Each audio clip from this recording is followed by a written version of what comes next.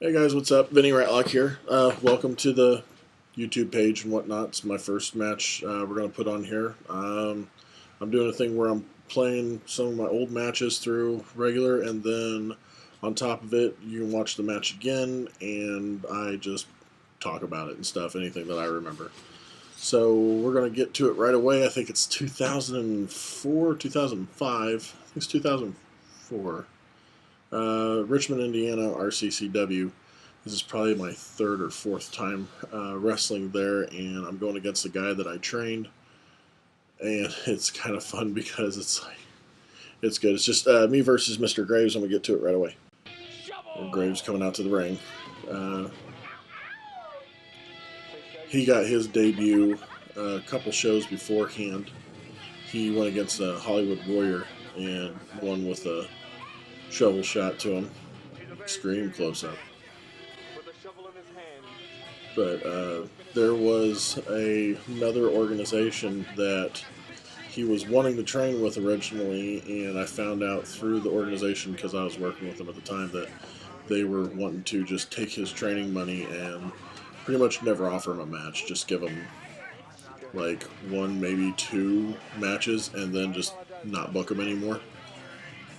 And I knew that they were doing that, but at the time I didn't have any power to take him under my wing and stuff. So as soon as I branched away from that promotion and found this place, I started training him myself and getting him in the ring and whatnot. He was one of my prouder trainees I had working. He did really well. He held one or two titles in different promotions and stuff. So, oh, here I come. This is me as a boat hand. It's cold. I think it was late November, early December for the show, and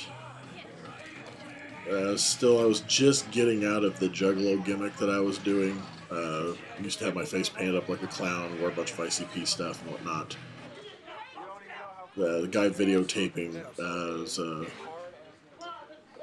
backyard wrestler I knew named Hitman Haney. He actually has a claim to fame.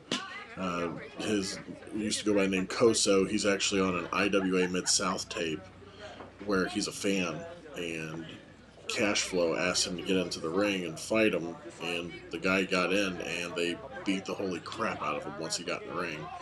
Went as far as to Ian Rotten slamming his face into the edge of the doorway as they were throwing him out, and then they found out that he was only 17 at the time when they jumped him like that. And when he ran into them again at another show, he gave them full permission to use the tape and stuff so they could sell the footage. There I am on the ring, trying to get people to get up, and there's only like probably 30 people there max, because that's all they could fit. Big old swing. So for this match, we were talking about running ropes, because I still train them at the time, running ropes and corners.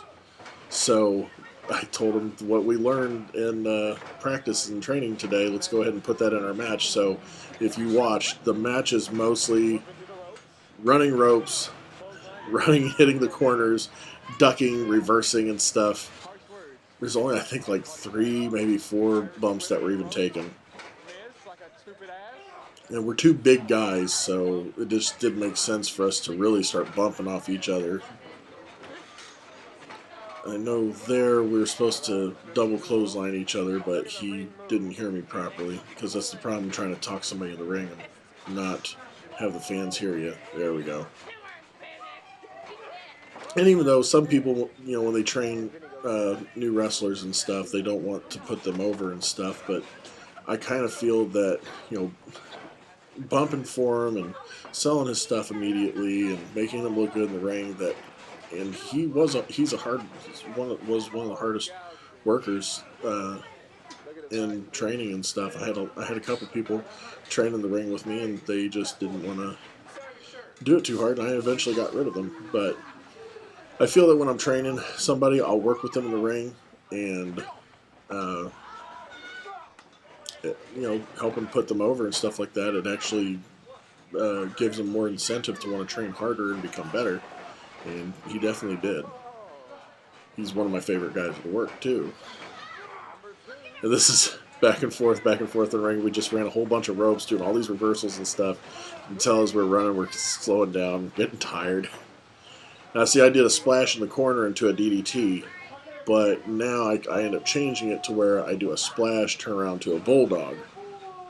And kind of reminiscent. Oh, here's me with my boat. I was known as Boat Hand in RCCW. And here comes Lock and Loaded. It's Rob Kincaid, rest in peace, and Skip Radisson. Skip Radisson now goes by the name Rampage. But back in the day, like, we, besides their hometown people, we were their three big stars they had at the time. And here comes Corporal Insanity and Sergeant Blasco trying to help me out, but they immediately turn around on them because, size matters.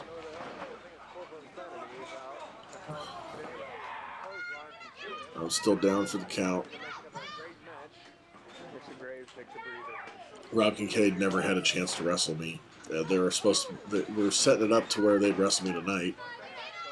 We're going to be beating down good old Vinny. What's this? Oh, more rope running. Double clothesline.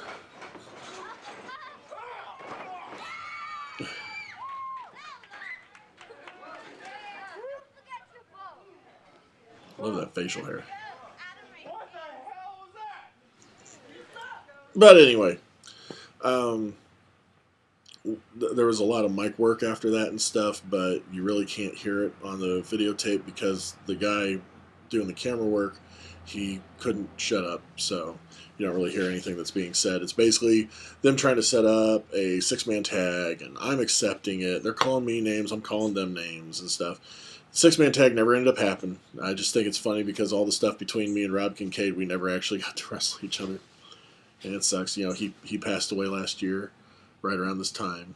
And I think what I've just heard, too, with Skip is Skip's having problems with either his kidneys or his liver, so we're getting old. Yeah, RCCW was pretty good. Matter of fact, RCCW, the guy who runs RCCW, he just got on Facebook, and he's shutting down shop there. He's shutting down the promotion. He's retiring from that as well. He retired from wrestling and the promotion.